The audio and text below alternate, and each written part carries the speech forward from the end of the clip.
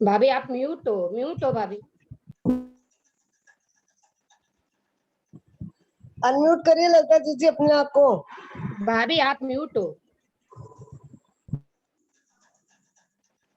सरस्वती नमस्तुभ्यं वरदे कामरूपिणी विद्यारंभं करिष्यामि सिद्धिर्भवतु मे सदा।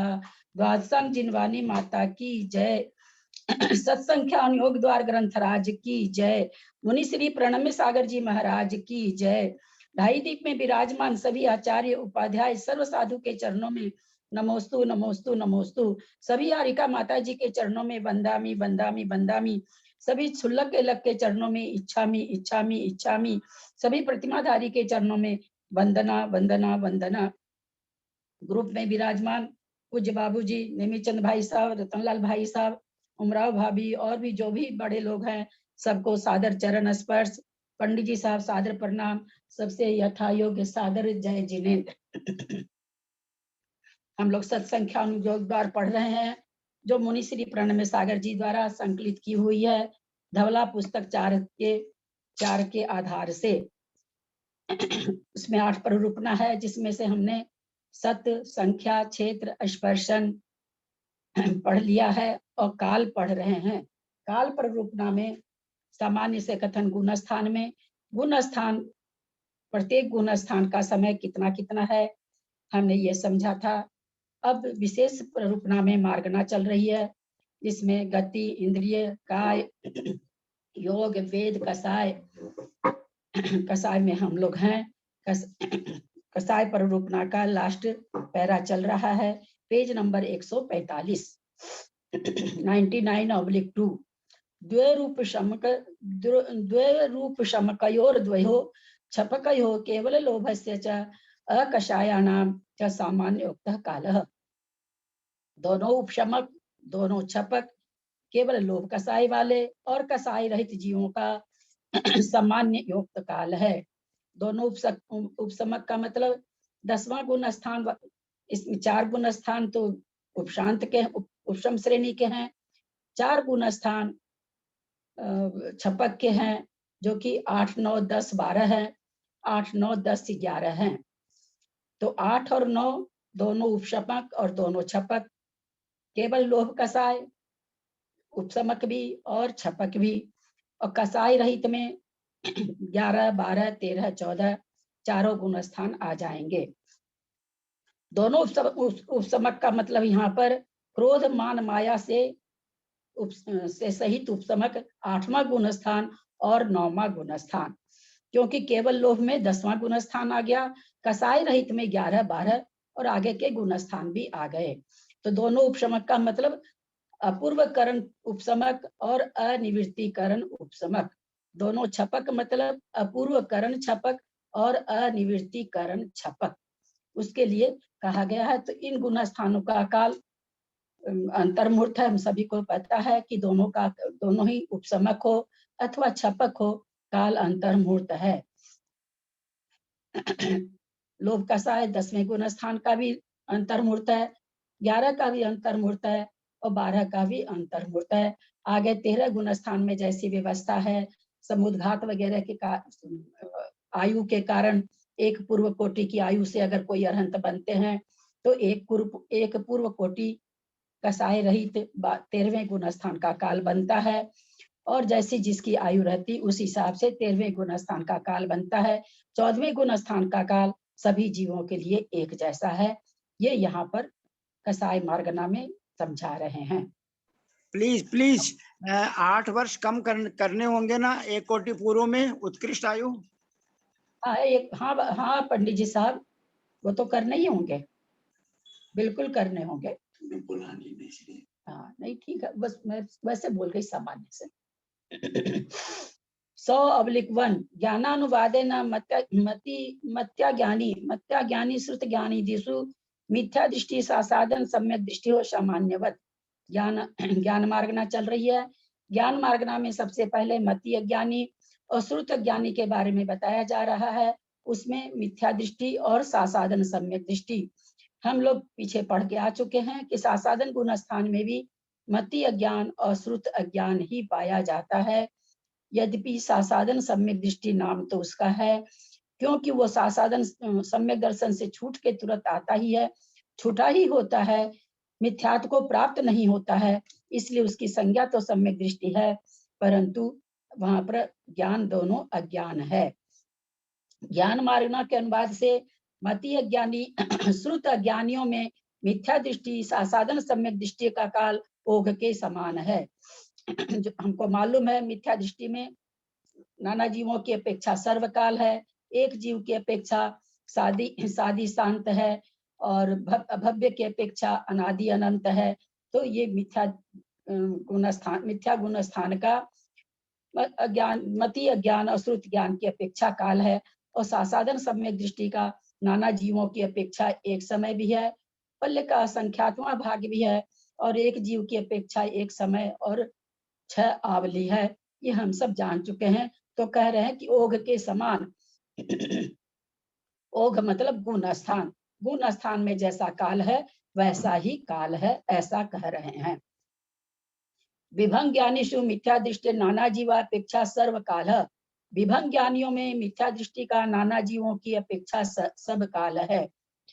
जब ऊपर मिथ्या दृष्टि का कथन कर रहे हैं, अज्ञान का ही कथन कर रहे हैं, तो विभंग ज्ञान का वहां कथन कर देना चाहिए था, अलग से सूत्र क्यों दिया गया? क्योंकि असंगी पंचेंद्रिय तक तो 2 अज्ञान ही पाए जाते हैं, विभंग अवधि ज्ञान पंचेंद्रिय में पाए जाता है, इसलिए इसका कथन अलग से किया जा रहा है। विभंग ज्ञानियों में मिथ्या दृष्टि का नाना जीवों का अपेक्षा सर्वकाल है, क्योंकि यहाँ पर विभंग ज्ञान घटाया जा रहा है, गति वगैरह नहीं घटाई जा रही है।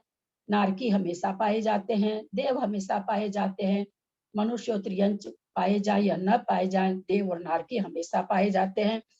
तो कहते विभंग ज्ञानी में मिथ्या दृष्टि का नाना जीवों की अपेक्षा सर्वकाल है। एक जीवन प्रति जघन्य न अंतर मुहूर्त उत्कर्षेण 33 सागरोपमानी देशो नानी। एक जीव की अपेक्षा जघन्य काल अंतर मुहूर्त है, उत्कृष्ट से कुछ कम 33 सागरोपम है। कोई चौथे, पांचवें, छठे गुण स्थानवर्ती जीव ने, जो कि अवधि ज्ञानी था, मिथ्यात्व गुण को प्राप्त किया। सर्व जघन्य काल वहां रहकर गुण स्थानांतर को गए जीव के यह काल लब्ध होता है, अंतर्मुहूर्त। वैसे यहाँ चूंकि गति नहीं ले रहे हैं, इसलिए ऐसा है, गति के हिसाब से तो त्रियंच और मनुष्य गति में विभंग अवधि ज्ञान का काल अंतर्मुहूर्त ही होता है, परंतु चूंकि यहाँ गति नहीं है, विभंग अवधि ज्ञान की बात चल रही है, जो कि देवों में, नारकियों में भव प्रत्यय होने से पाया जाता है। मिथ्या वहां पर कोई चौथे, पांचवें गुण स्थान में है, और फिर वो विभंग अवधि मिथ्यात्व को प्राप्त हो गए, चाहे वो नारकी हो चाहे वो देव हो, तो विभंग अवधि ज्ञान का एक अंतर्मुहूर्त काल उनके हिसाब से भी बैठ जाएगा। मिथ्या दृष्टि का ही उत्कृष्ट काल कुछ कम 33 सागरोपम प्रमाण है, जो कि 7वें नरक का निकलेगा। 33 सागर की आयु यद्यपि 5 अनुत्तर की भी है, पर वहां तो नियम से सम्यक दृष्टि जीव पाए जाते हैं, मिथ्यात्व के साथ अनुत्तर को प्राप्त नहीं किया जा सकता है, इसलिए 33 सागर प्रमाण जब विभंग अवधि ज्ञान घटेगा तो 7वीं पृथ्वी में ही घटेगा। एक मिथ्या दृष्टि जीव 7वीं पृथ्वी में उत्पन्न हुआ, 6 पर्याप्ति से पूर्ण हो विभंग ज्ञानी हुआ, अपनी आयु को बिताया, मरण करके निकला, तब उसका विभंग ज्ञान नष्ट हो गया। इस प्रकार एक अंतर्मुहूर्त कम 33 सागर विभंग ज्ञान का उत्कृष्ट काल होता है। एक अंतर्मुहूर्त क्यों कम किया गया? क्या जरूरत थी कम करने की? विभंग अवधि ज्ञान अपर्याप्त अवस्था में नहीं पाया जाता है, वहां गया, पर्याप्ति पूर्ण किया, उसमें अंतर्मुहूर्त समय लग गया, इसलिए अंतर्मुहूर्त कम 33 सागर विभंग अवधि ज्ञान का उत्कृष्ट काल आएगा। वंदना दीदी, दीदी यहाँ पर जो छठा गुण स्थान लिया है मिथ्यात्व में, तो ये जो अवधि विभंग ज्ञान में निकाल रहे हैं, तो ये छठा गुण स्थान मुनि महाराज की अपेक्षा से जाएगा, क्योंकि त्रियंच में, नरक में और देवगति में तो ये होगा नहीं। हाँ ठीक है।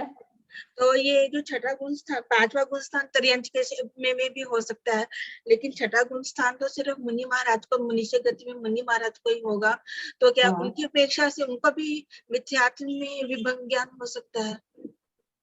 ये कहाँ आपने पढ़ लिया कि 12वें 11वें गुण स्थान में चढ़ने वाले मुनि निबोध में जा रहे हैं, आप छठे को पकड़ के बैठे हुए हो? कोई यहाँ भी पर यहाँ पर एक बात यह है, आपने अभी जो बताया, सप्तम नरक में जाने के पहले अपर्याप्त अवस्था में विभंग ज्ञान नहीं होता, लेकिन सप्तम नरक की आयु पूरी होने पर क्या विभंग ज्ञान सहित मरण होता है?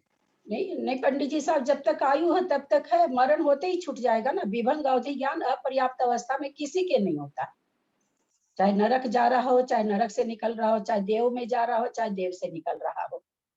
अवधि ज्ञान के साथ तो है प्रवेश कहीं भी। अवधि ज्ञान अपर्याप्त अवस्था में पाया जाता है, जिसको कहते हैं ना हम अनुगामी, जो भाव में जाता है, या क्षेत्र, जैसे कलकत्ता से कोई बनारस चला गया, वहां भी चला गया उसके साथ, है ना। क्षेत्र परावर्तन से पाया जाता है, काल परावर्तन से भी पाया जाता है, और भाव परिवर्तन से भी पाया जाता है। अवधि ज्ञान अनुगामी जो होता है 3 तरह से पाया जाता है। तो कोई सम्यक दृष्टि मनुष्य है, उसको अवधि ज्ञान है, मुनि महाराज हैं, मरण को प्राप्त हुए देव बन रहे हैं, तो वो अपर्याप्त अवस्था में उनके अवधि ज्ञान पाया जाएगा। पर विभंग अवधि ज्ञान किसी के भी अपर्याप्त अवस्था में नहीं पाया जाता है। तो यहाँ पर जो छठे गुण स्थानवर्ती मुनि महाराज की शंका हो रही है, उन मुनि महाराज को छायोपसमिक सम्यक दर्शन है, मिथ्यात्व में आ सकते हैं, कोई बंदिश नहीं है। परिणामों की विचित्रता है, परिणाम में संक्लेशपना इतना आ गया कि छठे से पहले में आ गए।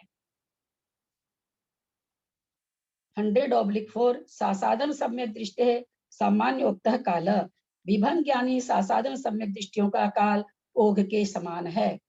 पुनः दोहरा रहे हैं, नाना जीवों का पल्य का, नाना जीवों का जघन्य काल एक समय है, उत्कृष्ट काल पल्योपम का संख्यात में भाग प्रमाण है। एक जीव का जघन्य काल एक समय है, उत्कृष्ट काल 6 आवली है। सासाधन सम्यक दृष्टि का या सासाधन गुण स्थान का। तो अगर किसी को अवधि ज्ञान है और सासाधन को प्राप्त हुआ, तो वो अवधि ज्ञान उसका विभंग अवधि ज्ञान में परिवर्तित हो जाएगा। 100/5 अभिनिबोधिक श्रुतावधि मन परिय केवल ज्ञानी नाम च सामान्य उत्तर काल। अभिनिबोधिक ज्ञान यानी मति ज्ञान, श्रुत ज्ञान, अवधि ज्ञान, मन प्रिय ज्ञान और केवल ज्ञान, इन 5 ज्ञानों का, 5 सम्यक ज्ञानों का काल भी ओघ के समान है। जो ज्ञान जहाँ पाया जाता है, वहां उस गुण स्थान के हिसाब से काल हो जाएगा, ऐसा कह रहे हैं। हम लोग सभी जानते हैं, छठे 7वें आदि सब गुण स्थान का काल अंतर्मूर्त है। 5वें गुण स्थान का काल एक पूर्व कोटि है। कोई भी मनुष्य में जन्म लिया 8 वर्ष अंतर्मूर्त के बाद में सम्यक्त को प्राप्त कर लिया और संयम को भी धारण कर लिया, उसको अवधि ज्ञान भी हो गया, पूर्व कोटि तक वो अवधि ज्ञान उसको रह सकता है। तो इस तरह से गुण स्थान के हिसाब से चौथे गुण स्थान का जो काल है, किसी को सम्यक, क्योंकि अवधि ज्ञान लंबा रह सकता है, विभंग अवधि ज्ञान लंबा नहीं रहता मनुष्य और त्रियंच में। चौथे गुण स्थान का जो काल है, उतना चौथे गुण स्थान में रह सकता है। तीसरे में भी अवधि ज्ञान नहीं बताया गया है, दूसरे और पहले में तो है ही नहीं, चौथे से ही शुरू होता है। तो कह रहे ओघ के समान है, जैसा ओघ का समय है, काल है, वैसा ही इन ज्ञानों का काल है। अभिनिबोधिक श्रुति ज्ञानी और अवधि ज्ञानी जीवों में चतुर्थ गुण स्थान से लेकर 12वें क्षीण कसाय गुण स्थान तक जीवों का काल ओघ के समान है। जो भी हम लोगों ने जाना, चतुर्थ गुण स्थान में अधिक से अधिक काल कितना है, तो चतुर्थ गुण स्थान में पूर्व कोटि काल घट जाएगा। और यहाँ चूंकि छायोपसमिक सम्यक दर्शन नहीं घटा रहे हैं, तो 66 सागर भी घट सकता है, तो चौथे 5वें गुण स्थान का भी पूर्व कोटि अधिक से अधिक घटेगा। इससे ज्यादा काल तो 5वें गुण स्थान का घट ही नहीं सकता। बाकी छठे, 7वें, 8वें, 9वें, 10वें, 11वें, 12वें, ये सारा काल अंतर्भूत काल ही है। केवल और जो सांतर मार्गना है वो सांतर में चली जाएगी, जो सांतर नहीं है उसमें निरंतर में हो जाएगा। केवल अवधि ज्ञानी संयत गुण स्थान संबंधी एक जीव के उत्कृष्ट काल में विशेषता है। प्लीज केवल अवधि यहाँ पर केवल ये अभी आपने जो बोला ना कि चौथे गुण स्थान में 1 कोटि पूर्व तक, तो क्या 3 पल्ले तक संभव नहीं है? क्या ये जो दूसरा पहला नंबर का जो हाँ पंडित जी साहब, 3 पल्ले तक भी संभव है, बिल्कुल 3 पल्ले, उसका उत्कृष्ट काल 3 पल्ले है बाबा। जी केवल अवधि ज्ञानी संहिता संयत गुण स्थान संबंधी एक जीव के उत्कृष्ट काल में विशेषता है। केवल अवधि ज्ञानी की बात है। केवल अवधि ज्ञानी में कौन सा ले रहे हैं, ये देखें, अवधि ज्ञान के लिए ले रहे हैं। मोहनीय की 28 प्रकृति की सत्ता वाला एक जीव संगी समूर्छन पर्याप्तों में उत्पन्न हुआ। 6 पर्याप्ति से पर्याप्त होकर विश्राम करके विशुद्ध होकर संयमा संयम को प्राप्त हुआ, मति श्रुत ज्ञानी हो गया। फिर अंतर्मूर्त के बाद अवधि ज्ञान उत्पन्न किया। पूर्व कोटि काल तक पंचम गुण स्थान में रहकर देव बना। इस प्रकार 4 अंतर्मूर्तकम पूर्व कोटि काल अवधि ज्ञान के साथ संयमा संयम का आता है। हमने तो मनुष्य का बताया था, मनुष्य का कहने से 8 वर्ष अंतर्मूर्त और फिर एक अंतर्मूर्त और कम करना पड़ता। इन्होंने 28 प्रकृति के साथ समूर्छन जीव को पैदा कराया है। वह इसलिए कि किसी भी त्रियंच को अगर गर्भज बनाते, गर्भज के भी हो सकता है, गर्भज बनाते तो काल छोटा पड़ जाता, गर्भ में रहता फिर बाहर आता, पर्याप्ति पूर्ण करके विशुद्ध होकर के पहले मति ज्ञानी श्रुति ज्ञानी बनता, फिर अवधि ज्ञान को प्राप्त करता। तो इस तरह से काल कम हो जाता। इसलिए और 28 प्रकृति की सत्ता के साथ उत्पन्न कराने से प्रथमोपशम नहीं करना पड़ा उसको, और समूर्छन पर जीव प्रथमोपशम नियम से करता भी नहीं है, उसमें ये योग्यता नहीं पाई जाती है। अधिक काल निकालने के लिए 28 प्रकृति की सत्ता के साथ त्रियंच में समूर्छन में जन्म कराया जा रहा है। मन परिय ज्ञानियों में 6वें गुण स्थान से लेकर 12वें गुण स्थान तक काल ओघ के समान ही है, सबका अंतर्मूर्त है। केवल ज्ञानियों में एक संयोग केवली और अयोग केवली का काल भी ओघ के समान है। केवल ज्ञानी में संयोग केवली का काल पूर्व कोटि में जो भी संभावना है कम होने की उतना कम, अयोग केवली का काल तो सबका एक जैसा ही है। संयोग केवली का काल जघन और उत्कृष्ट दोनों हो सकता है, अंतर्मूर्त भी हो सकता है संयोग केवली का, और 8 वर्ष अंतर्मूर्त कम पूर्व कोटि भी हो सकता है। यहाँ पल्ले नहीं घटेगा क्योंकि भोग भूमि के जीव मोक्ष नहीं जाते हैं। सेमा अनुवादे न सामायिक छेदोपस्थापना परिहार विशुद्धि सूक्ष्म सांप्राय यथाख्यात शुद्धि संयतानाम च चतुर्णाम सामान्य उक्तः काल। संयम मार्गना आ गई है, ज्ञान मार्गना समाप्त हुई है, संयम मार्गना शुरू हुई है। संयम मार्गना के अनुवाद से सामायिक छेदोपस्थापना परिहार विशुद्धि सूक्ष्म सांप्राय यथाख्यात शुद्धि संयता संयत और असंयत, इन सभी का काल ओघ के समान है। सामायिक छेदोपस्थापना संयतों में प्रमथ संयत से लेकर अनिवृत्तिकरण गुण स्थान तक जीव पाए जाते हैं। 6ठे 7वें गुण स्थान में नाना जीवों की अपेक्षा सर्वकाल है। एक जीव की अपेक्षा जघन्य काल एक समय है। इन्हीं का उत्कृष्ट काल अंतर्मूर्त है। एक समय कैसे निकलेगा? सामायिक संयम में थे, एक समय सामायिक संयम का बचा था, 6ठे गुण स्थान को प्राप्त हो गए तो 7वें गुण स्थान का एक समय हो जाएगा। 6ठे से 7वें में भेज देंगे तो 6ठे का एक समय 7वें में भेज के 6ठे में बुलाएंगे तो 7वें का, और 7वें से 6ठे में भेजकर उस संयम का काल एक समय बचे रहने पर 7वें में भेजेंगे तो 6ठे का। इस तरह से यहाँ संयम की दृष्टि से जघन्य काल निकलेगा। इन्हें उत्कृष्ट काल कितना है तो अंतर, ऐसे अगर सामान्य से देखा जाए तो इन गुण स्थानों का काल अंतर्मूर्त है, इसलिए उत्कृष्ट काल इन सामायिक के साथ में अंतर्मुहूर्त है। 8वें 9वें गुण स्थानवर्ती छपकों का नाना और एक जीव की अपेक्षा जघन्य उत्कृष्ट काल में कोई भी अंतर नहीं है, यानी सबका ही एक जैसा अंतर्मुहूर्त है।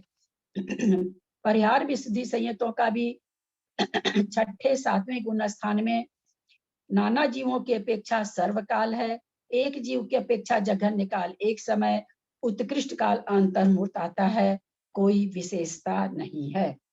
सूक्ष्म सांप्राय संहितों में दोनों श्रेणियों में जो काल ओघ में कहा है वही है। दोनों श्रेणी, उपशम श्रेणी और छपक श्रेणी, उनका जो काल है, उपशम श्रेणी का काल छपक श्रेणी के काल से आधा होता है, तो कहते हैं उसी तरह इनका काल है 10वें गुण स्थान का। यथाख्यात संयत में 11वें से 14वें गुण स्थानवर्तियों का काल भी ओघ के समान जानना। यथाख्यात संयम 11वें गुण स्थान में है, 12वें में है, 13वें में है, 14वें में है। 11वें गुण स्थान का काल अंतर्मुहूर्त, 12वें का अंतर्मुहूर्त, 13वें का आयु के समान, 14वें का बहुत छोटा।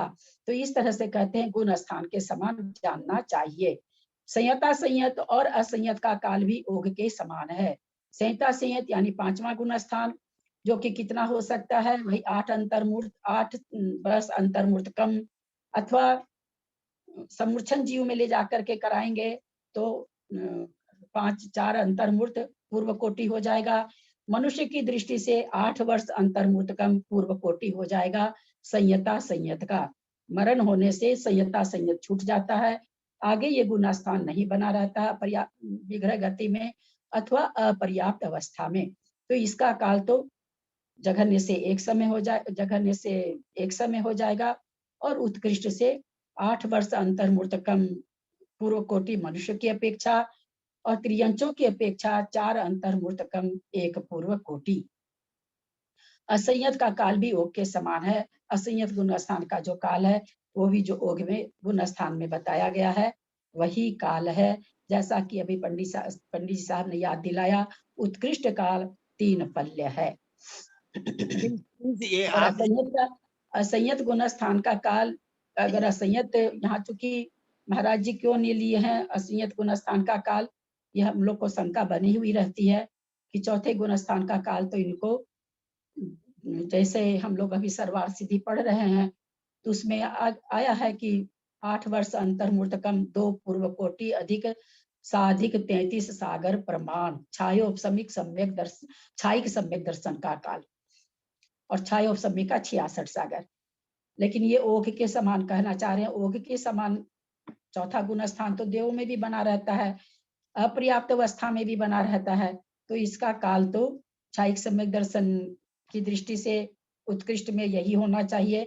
मुझे जितना नॉलेज है कि 8 वर्ष अंतर्मुहूर्त कम 2 पूर्व कोटि साधिक 33 सागर, छायोपशम्य की दृष्टि से 66 सागर ऐसा होना चाहिए। महाराज जी ने नहीं लिखा है, इसलिए मैं अपने से कुछ नहीं कह सकती हूँ। प्लीज यहाँ पर एक जानकारी चाहिए। अभी आपने जो संयम का गुण स्थान का जो टाइम बताया, 8 वर्ष कम 1 कोटि पूर्व 8 वर्ष अंतर में आते देना जी। हाँ पंडित जी साहब, 8 वर्ष अंतर्मुहूर्त कम तो हो गया पुरुष, ये मतलब मनुष्य की दृष्टि से। और अभी हम लोगों ने थोड़ी देर पहले त्रियंच का 28 प्रकृति की सत्ता वाला समूर्छन जीव को पर्याप्ति करा के, विश्राम करा के, विशुद्ध करा के और संयम को प्राप्त किया, तो वहां पर तो उसी हिसाब से घट जाएगा 4 अंतर्मुहूर्त कम 1 पूर्व कोटि। जी अच्छा, ओके साहब।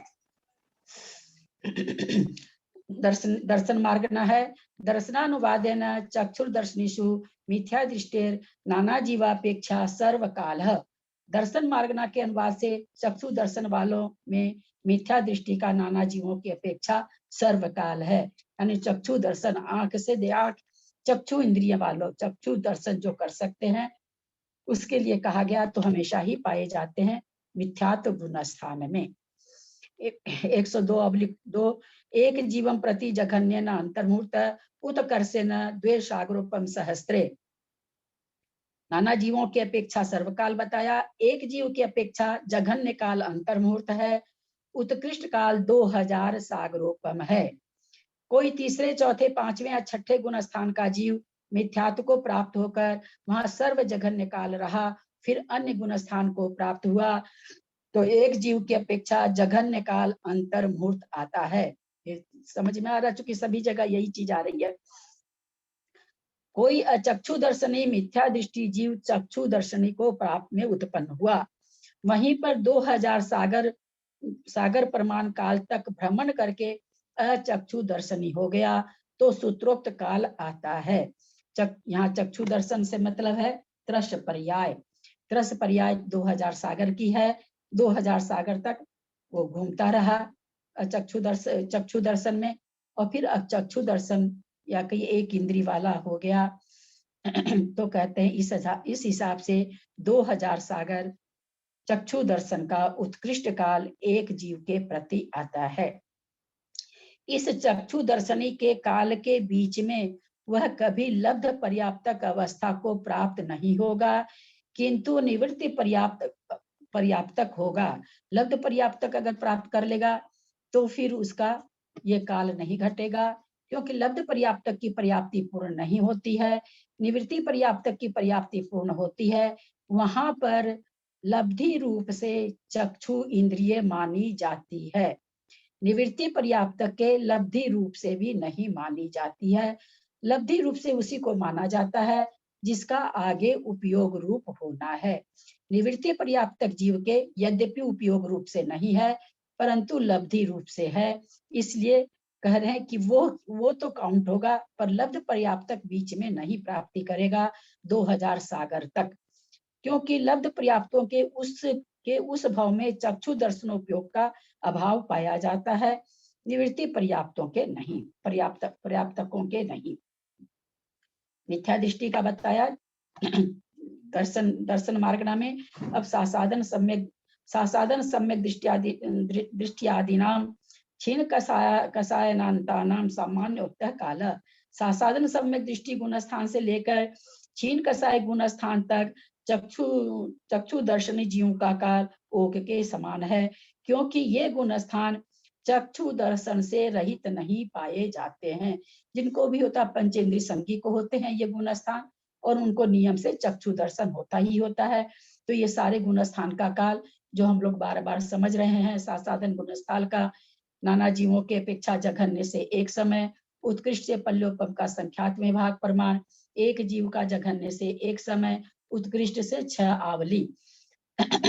नाना जीवों की अपेक्षा पल्य के असंख्यात भाग पर प्रमाण बताने का मतलब ये सांतर मार्ग न है, उसके बाद अंतर आ जाता है। उसी तरह सम्यक मिथ्यात्व गुणस्थान जघन्य से भी उत्कृष्ट से भी अंतर्मूर्त है। नाना जीवों की अपेक्षा पल्य के असंख्यात में भाग प्रमाण है, जो कि सांतर मार्ग न होने से पल्य के असंख्यात में भाग प्रमाण के बाद जाकर के इसमें जीव नहीं पाए जाएंगे कुछ समय के लिए। बाकी के गुण स्थान से अंतर नहीं है, इसलिए वहां पर जैसा जैसा उप का काल हमने समझा है, चौथे का, पांचवें का, छठे सातवें आदि का तो अंतर्मूर्त में हो जाता है। चौथा और पांचवा का हमने अभी भी समझा है, तुरंत जैसा काल होता है वैसा काल चक्षु दर्शन में घट जाएगा। चक्षु दर्शनियों में मिथ्या दृष्टि गुणस्थान से लेकर क्षीण कषाय गुणस्थान तक का काल ओघ के समान है। चक्षु दर्शन का मतलब 4 इंद्रियों के द्वारा सामान्य आभास होना। तो कहते हैं ये इसमें मिथ्या दृष्टि से लेकर 12वें गुण स्थान तक सारी इंद्रियां पाई जा रही है। चक्षु दर्शन का मतलब एक इंद्रिय नहीं लेना है, 4 इंद्रियां इसमें आती है, जो कि जिसमें कि कर्ण इंद्रिय भी है। ये सारी इंद्रियां 12वें गुण स्थान तक पाई जाती है। जैसा जैसा गुण स्थान का काल है वैसा वैसा अचक्षु दर्शन में मिथ्यात्व से लेकर के 12वें गुण स्थान तक जाएगा। उसके बाद 12वें गुण स्थान में चक्षु दर्शन अचक्षु दर्शन बंद विच्छुत्ति हो जाती है।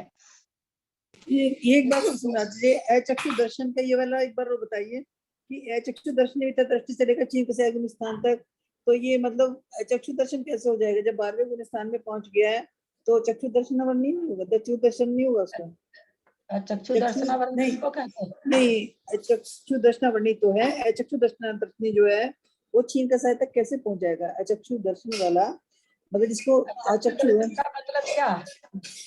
जिसको की आंखें नहीं है, आंख नहीं है। हाँ, अचक्षु दर्शन चक्षु इंद्रिय सिवाय अन्य इंद्रियों से ग्रहण करना है। हाँ, तो अचक्षु जिसके बिना आंख की ग्रहण करना। इंद्रियां बताएंगे क्या कैसे प्राप्ति होती है? इंद्रियों का क्रम बताएंगे आप?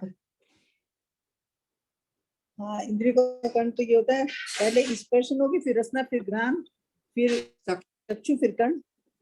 तब कर्ण प्राप्त हो गया, चक्षु नहीं प्राप्त हुआ। यही तो मैं पूछ रही हूँ, यही तो मैंने मुझे भी तो यही हुआ ना। चक्षु अचक्षु, हाँ, तो चक्षु अचक्षु दर्शन, चूंकि दो तरह का दर्शन, चक्षु दर्शन बताया गया आंख से, और 4 इंद्रियों को अचक्षु दर्शन कहा गया, इसलिए उन्होंने अचक्षु दर्शन बताया। तो वहां तक जो भी मुनि महाराज 12वें गुण स्थान में पहुंच रहे हैं, उनके दोनों 5 इंद्रियां काम कर रही है ना, तो इसलिए उनको अचक्षु हाँ। दर्शन भी है, अचक्षु दर्शन भी है। जब तक बंद भी छुट्टी नहीं होती है तब तक दोनों दर्शन को है, तब तक वो अचक्षु दर्शन से रहित थोड़ी हो गए।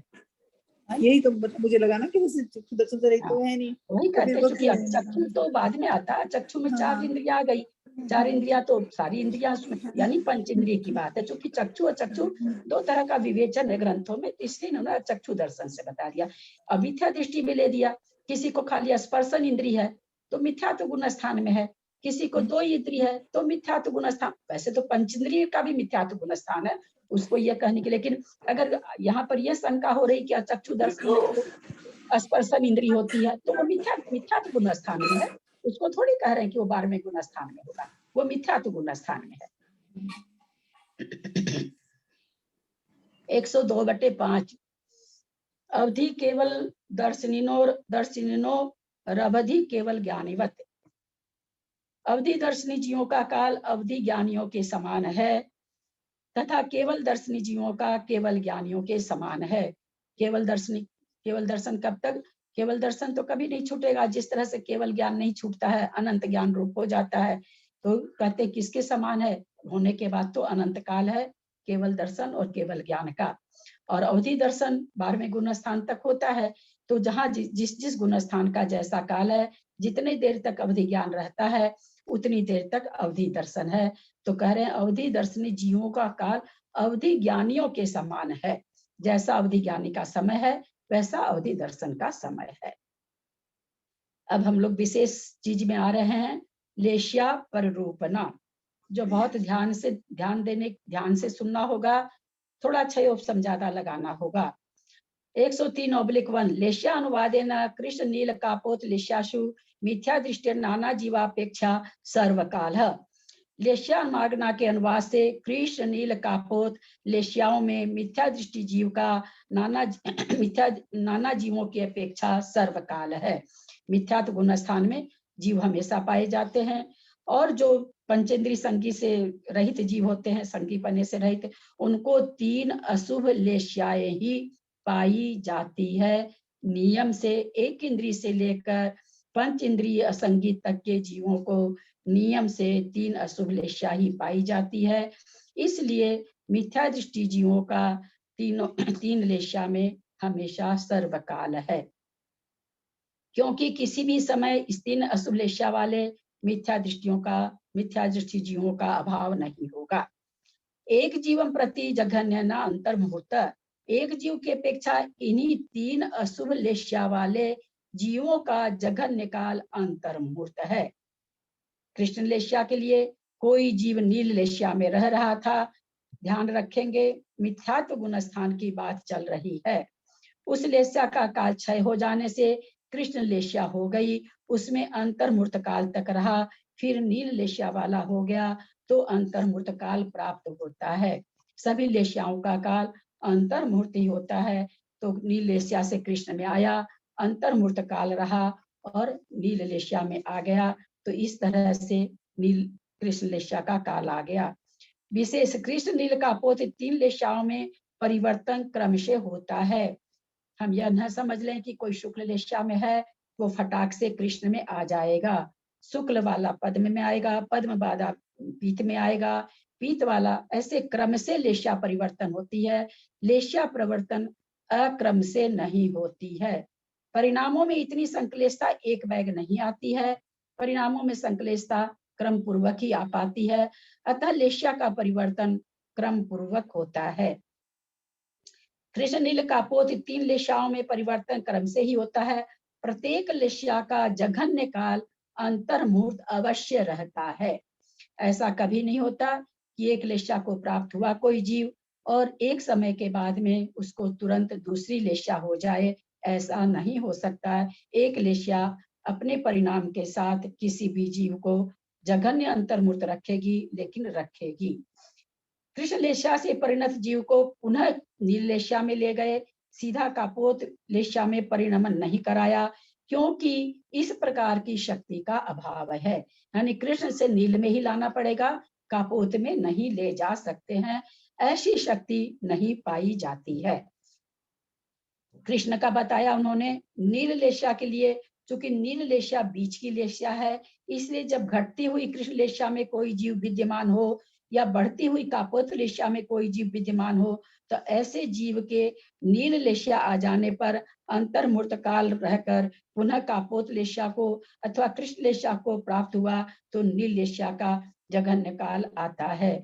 क्या कहना चाह रहे हैं कि कापोत नील लेस्या बीच की है, नील कृष्ण में जा रहा है और नील लेस्या से कापोत में गया, कापोत से पुनः नील में आया तो कापोत का जघन्य काल आ गया।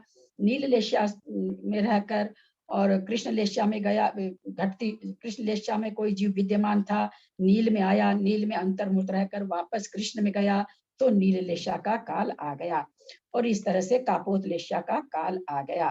तो रहकर पुनः कापोत लेस्या को अथवा कृष्ण लेस्या को प्राप्त हुआ तो नील लेस्या का जघन्य काल आता है। विशेष कृष्ण लेस्या की अशुभता कम होती जाएगी तो नील लेस्या आएगी, तथा कापोत लेस्या की अशुभता बढ़ती जाएगी तो नील लेस्या आएगी। समझ में आ रहा होगा, कृष्ण लेस्या से परिणाम में विशुद्धि बढ़ रही है तो नील में आएगा, और कापोत से परिणामों में विशुद्धि कम हो रही है तो नील में आएगा। इसलिए जो कृष्ण लेस्या से घटता हुआ नील लेस्या में आया, वही जीव जब घटते हुए लेस्या के क्रम से कापोत लेस्या में पहुंचेगा तो जघन्य काल आएगा, ऐसा कहा है। यह हीयमान लेस्या घटती हुई लेस्या के क्रम से हुआ। इसी तरह कापोत लेस्या से वर्धमान होता हुआ जो जीव नील लेस्या में आया और उसी वर्धमान लेस्या से कृष्ण लेस्या में पहुंचाया है, इस तरह दोनों तरह से नील लेस्या का जघन्य काल आता है। विशुद्धि का परिणाम बढ़ा, कृष्ण से नील में आया, नील में रहकर और विशुद्धि बढ़ी, कापोत में आया, नील लेस्या का काल आ गया। कापोत लेस्या में था, परिणामों संक्लेशता आई, नील लेस्या में आया, नील लेस्या में रह के परिणामों में विशुद्धि और कम हुई, कृष्ण लेस्या को प्राप्त हुआ। इस तरह से कह रहे हैं नील लेस्या का काल दो तरह से आएगा, परिणामों की विशुद्धि घटाते हुए, परिणामों की विशुद्धि बढ़ाते हुए। कितने ही आचार्य नील लेस्या का जघन्य काल लाने के लिए हीयमान लेस्या की विधि को स्वीकारते हैं, वर्धमान लेस्या को नहीं। यानी कोई कृष्ण से नील में आया परिणामों की विशुद्धि से, और वहां पर से फिर कापोत में गया परिणाम की विशुद्धि से, नील लेस्या का जघन्य काल आया, ऐसा कुछ आचार्य नहीं मानते हैं। उनका ये कहना है कापोत से परिणामों की विशुद्धि घटी, नील लेस्या में आया और परिणामों की विशुद्धि घटी, कृष्ण में आया तो नील लेस्या का जघन्य काल आएगा। इस तरह दो मान्यता पाई जाती है। समय हो दीदी गया यहाँ है। पर वही सिद्धांत घट रहे हैं जो आपने बताया था कि जगन्य काल लाने के लिए संक्लेश से संक्लेश में लाया जाता है या विशुद्धि से विशुद्धि में लाया जाता है, यही सिद्धांत का यहाँ पर घटित हो रहा है। वो तो खैर यहाँ पर हो ही रहा है, विशुद्धि से विशुद्धि में करने तो काल नहीं बनेगा ना। ऐसे नील लेस्या में आके फिर कृष्ण में लाने के लिए इन्होंने काल नहीं घटाया है, उसी तरह से घटाया है विशुद्धि से विशुद्धि और क्या नाम संक्लेश से संक्लेश, इसी तरह यहाँ पर घटा करके लेस्या का परिवर्तन करा के लेस्या का जघन्य काल बता रहे हैं। इसको एक बार फिर जो कितने ही आता है नील लेस्या का जघन्य काल लाने के लिए हीयमान लेस्या को विधि को स्वीकारते हैं, वर्तमान को नहीं। ये क्या बोल रहे हैं?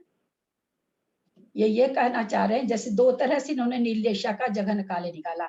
एक तो निकाला कृष्ण लेस्या में कोई जीव था, नील में आ गया और परिणामों की विशुद्धि हुई, क्योंकि ऊपर ला रहे हैं तो परिणामों की विशुद्धि ही करानी पड़ेगी। नील में आया और परिणामों की विशुद्धि करा के कापोत में भेज दिए तो नील लेस्या का काल आ गया। एक है कि कोई कापोत लेस्या में जीव है, परिणामों में विशुद्धि कम हुई और नील में लाए, फिर नील में विशुद्धि कम हुई, कृष्ण में लाए तो नील लेस्या का काल आ गया जघन्य। तो कह रहे हैं यहाँ पर कोई कोई आचार्य है सो ही मतलब कापोत से नील, नील से कृष्ण, ये वाली विधि स्वीकारते हैं। कृष्ण से नील, नील से कापोत में भेज करके ये वाला जघन्य काल नहीं स्वीकार करते हैं। ऊपर ऊपर विशुद्धि बढ़ाते हुए नहीं करते हैं, ही मान करते हुए यानी घटाते हुए स्वीकारते हैं, बढ़ाते हुए नहीं स्वीकार करते हैं, ऐसा कह रहे हैं। दीदी एक ये वाला पॉइंट समझा दीजिए दोबारा। जो मोहिनी क्रम की 28 प्रकृति की सत्ता वाला एक जीव संगई समूर्छन पर्याप्तकों में उत्पन्न हुआ, ये जो कह रहा है ये थोड़ा कम समझ में आया है। हाँ बोलिए, क्या नहीं समझ में आया? ये जो है ना मोहिनी क्रम की, ये तो समझ में आ गया 28 प्रकृति मोहिनी क्रम की। एक ठीक है। जीव संगई समूर्छन पर्याप्तकों में उत्पन्न हुआ, तो 6 प्राप्ति, तो ये किस अपेक्षा से जा रहा है? संयम संयम, ये विश्राम करा, विशुद्धि को प्राप्त हुआ, संयम संयम, समूर्छन जीव को, समूर्छन जीव क्या संयम संयम को भी प्राप्त किया इन्होंने, तो किस अपेक्षा से संयम संयम को प्राप्त करेगा वो? ये मैं समझा रही हूँ आपको, लेकिन स्पर्शन परिरूपणा में तो सारा कथन इन्हीं के हिसाब से चला है, क्योंकि उसको स्पर्श कराया है तो अंतर परिरूपणा, अच्छा अंतर परिरूपणा भी आई नहीं है, सॉरी। यहाँ पर कहना चाह रहे हैं कि भाई कोई समूर्छन जीव है, समूर्छन जीव प्रथम उपशम नहीं कर सकता है, 28 प्रकृति की सत्ता लेकर के गया, पर्याप्ति समूर्छन जीव को पर्याप्ति पूर्ण करने में अंतर्मूर्त काल ही लगता है। बाकी जीवों को तो क्या है, बाकी त्रियंच भी मुझे पूरा नॉलेज नहीं है, कोई 2 महीने रहता होगा गर्भ में, कोई 9 महीने भी रहता, गाय वगैरह तो शायद कई महीने रहती है, पूरा याद नहीं है, घर में गाय थी लेकिन ध्यान नहीं है। तो गाय भैंस वगैरह का जन्म काफी देरी से होता होगा, कोई 2 महीने रहता होगा गर्भ में, कोई 3, तो जितना भी अगर इसको गर्भ में रखते तो उतना समय और काल कम हो जाता। यहाँ क्या निकालना, उत्कृष्ट काल निकालना है, तो समूर्छन जीव में उत्पन्न कराया गया। समूर्छन जीव अंतर्मूर्त में पर्याप्ति पूर्ण कर लेता है, यानी वो पूर्ण हो जाता है, अपनी सम्यक प्रकृति को उदय में लाने में समर्थ हो जाता है। अब उसके सत्ता में 28 प्रकृति है, परिणामों में विशुद्धि आई, सम्यक को प्राप्त हुआ, और फिर संयमा संयम को भी प्राप्त हो गया। संयमा संयम को प्राप्त हुआ, सम्यक तो प्राप्त हुआ, तो मति अज्ञानी श्रुति अज्ञानी से चेंज होकर के वो मति ज्ञानी श्रुति ज्ञानी हो गया, और उसको उसी समय अंतर्मूर्त में अवधि ज्ञान भी हो गया। तो कितना कम हुआ? अब पूर्व कोटि काल है, पूर्व कोटि काल में मात्र 4 अंतर्मूर्त कम हुआ। अगर किसी गर्भज को कराते तो 2 महीना, मनुष्य को कराते तो 8 वर्ष अंतर्मूर्त, इस तरह से बहुत सारा काल हो जाता है। तो ज्यादा काल लाने के लिए समूर्छन जीव में कराया गया। समूर्छन जीव अंतर्मूर्त में पर्याप्ति पूर्ण कर लेता है, तो 6 पर्याप्ति से पर्याप्त हुआ। फिर अपने सब कथन में आता है कि विश्राम करता है, फिर विश्राम किया, फिर विशुद्धि होकर का मतलब सम्यक्त प्रकृति को उसने प्राप्त किया, और संयमा संयम उसमें एक अंतर्मूर्त रुका, फिर संयमा संयम को प्राप्त किया, फिर वो उसका ज्ञान जो अज्ञान था ज्ञानी हो गया, और फिर उसने एक अंतर्मूर्त में अवधि ज्ञान को प्राप्त कर लिया। फिर 4 अंतर्मूर्त कम पूर्व कोटि काल घट रहा है अवधि ज्ञानी संयता संयत गुण स्थान में।